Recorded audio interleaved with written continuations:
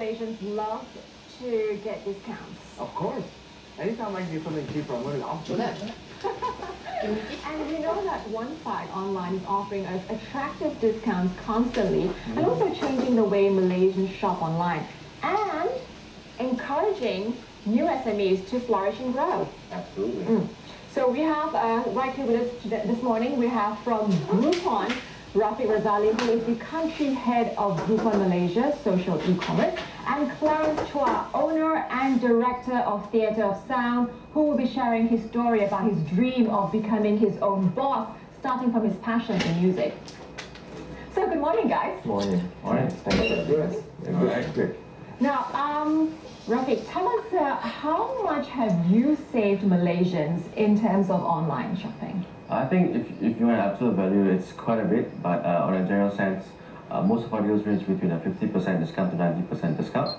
So we've done, we do normally about 1,000 deals a month. Okay. So, and we sell close to about 200,000 vouchers a month. So based on that alone, you can sort of figure out the math that we've saved Malaysians millions of dollars. Really. Millions of dollars. Now we know that you at home have been shopping as well and have tried out of the Groupon site.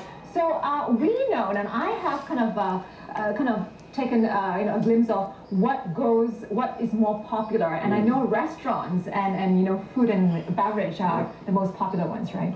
I think in general, what we see a constant demand in is food and beverage, products, beauty and health, and also travel together. So F&B generally favors more to the bigger brands. So we recently had a deal with the A&W where we sold close to 5,000 vouchers. And I think the large brands generally get much more attention. And last year we had the deal with Auntie Anne's. That was a record-breaking deal where we sold 30,000 vouchers. So wow, I see. Now, when it comes to helping SMEs, young business grow, what do you guys do, and what is the process of getting them involved? Basically, we go both ways. One way is we actually approach potential merchants that we feel will be good partners for Groupon and will be able to get great deals for our customers. Secondly, sometimes we do have merchants calling in and saying, hey, let's do a partnership. I'd like to do a deal with Groupon, so how do you work this out?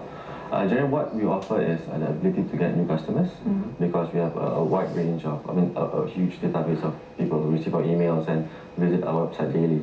So, we give access to that database to our merchants, especially SMEs, and they'll be able to, get some of these customers in to sample or try their products and services. What are some of the criteria that you guys employ to select some of the SMEs that you find would be a good synergy or a good fit with the Groupon? I think in general, we also have to protect our customers to a certain extent.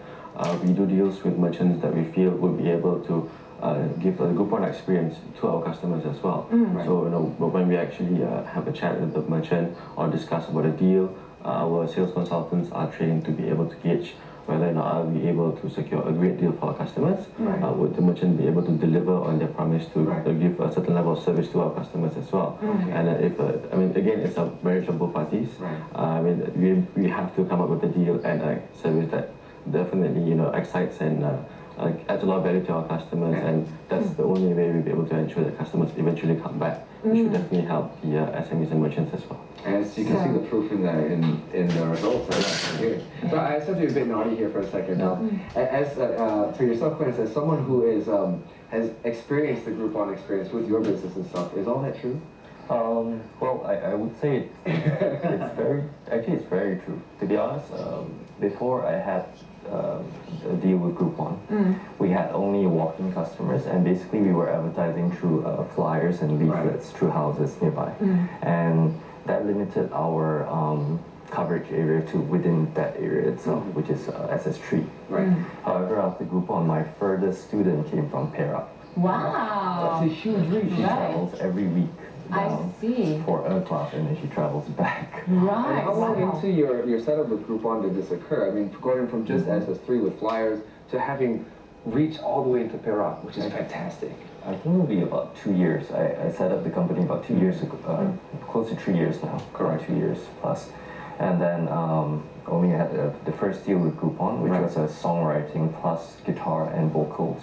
Lessons. Okay. And then the current one is the vocal ones. So how much discount were you giving? It's close to 80 to 90% discount. 80 to 90% 80. discount. Yeah. Right. On an entrepreneurial basis, does that eat into, do you have to kind of cut down on profit to really put out that promotion, at least initially, to attract? Yeah, definitely. This is what we see it as like a marketing strategy.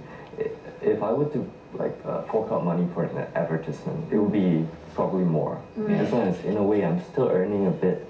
Plus, there's a surge of customers, so it's better that way. And it's also targeted advertising as well. I mean, the kind of advertising that will really penetrate to the appropriate consumer that wants to have, an experience from the theater of sound. Yeah, exactly. So you're saying that you have worked with Groupon for 2 years, and the first promotion that was out.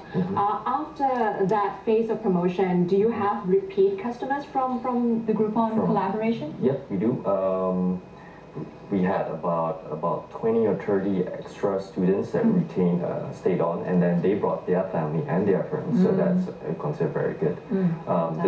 The current round is still going on. So currently we had about 5 that is staying on. There'll probably be more, but there are 180 of them coming in. So I really can't tell. Now, Clarence, you have also a very inspiring story because you love music and you have been kind of practicing music as a child. Actually, I started at the age of 13. 13, okay. Yeah, which is way later than Way everyone later, else. all right. So you turned that passion into now a business, a money-making business, and being your own boss. So tell us about the journey of, doing something that you love and being your own boss, because not a lot succeed in doing that. That's true. Well, I started really getting into music when I was 13, when I was in high school. And I saw my seniors playing the guitar, and I said, oh my gosh, I want to do that too. You just want to get girls. Yeah, well, I was in a boys' school, so you have to understand. Oh, fair enough, fair enough. That's the only way you could get the girls. So anyways, I took a few lessons from my dad. So he taught me a few songs, and I started and bought books. And then from there onwards, it basically went. I was in multiple bands, and a few years ago, I actually decided, why not? I just start teaching. So after I started teaching, I realized it would be better if I owned my own school, because before this I was traveling a lot. Right. So I was driving to everyone's houses, and then by that time you would have only about one student per hour at least. Right. Yeah. So. With a school, it saves me the time and the effort of going everywhere else.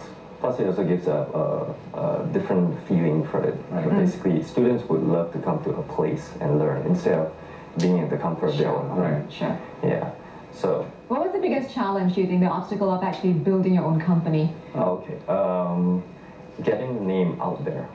Because right now in Malaysia, there's tons of music schools, tons. Yes. And nearly every single row of shop lots you see at least one, or at least every 2 shop lots. So the thing is, we have to be different from every other music school. Yeah, and I've been working with other music schools before, and I didn't really like a few things that they did, so I changed it around and I did my own thing with it. Yeah, so our school is more focused on performance-based. So at the end of the day, we are training and grooming the future performers. Excellent. So I'm going to jump back to Rafi for 1 second. I just want to ask, coming up for someone like this who's from dreams to decisions to dollars to making his own company in terms of an SME, I'm sure that we all know how important SMEs are to the development of a place like Malaysia. And when you see a new company that offers a new product that comes up, and maybe they're not the most well established in terms of a proper SME company, how much do you guys offer in terms of assistance to help these guys get on their feet and bring their products out to the public? I think again, when we meet up with prospective merchants like this, we have a good gauge on how hungry or how determined they are to actually grow their brand and their business even more. Right. And I think that's when we really try our best to help out. Because sometimes when you start up a business, you put up a lot of capital and you don't have that much money to spend on marketing, because traditional ways of marketing, you got to spend a lot upfront. Oh, yeah. And with Groupon, you don't actually have to spend money. It's really, you receive some cash to start off the deal. And again, it's charged per every customer that comes in. So again, it's a very effective way to do marketing. and we actually get the brand name out there as well because our database of customers is pretty huge. Yeah. So for one product, how many people are you reaching out? You think in the proximate? Roughly speaking. I think our database is in the millions in Malaysia. In the millions in Malaysia. Wow. Okay, and again, fantastic. it's determined on which state or which city you are as well. So really, if you're in Klang Valley, you're looking at maybe 1.5 million people. Okay. All right. So thank you so much to both of you. Now, Rafiq, I know that also you have a first-class honors in actuarial science. Yes, I do. Wow, that's a big course to take on, and also a lot of experience obviously in the business world. So if there is a few tips that you can give out to fellow Malaysians who harbor certain dreams of being their own boss, maybe being their own boss in a cake business from home, or just about anything, what would you offer them? Well, really, it's like it's really about the customers. If you always put them first and you work work backwards, to really make your customers first, you'll definitely succeed. So I think that would be my best advice. So think about customers and putting them first. Yeah. Okay. And Clarence?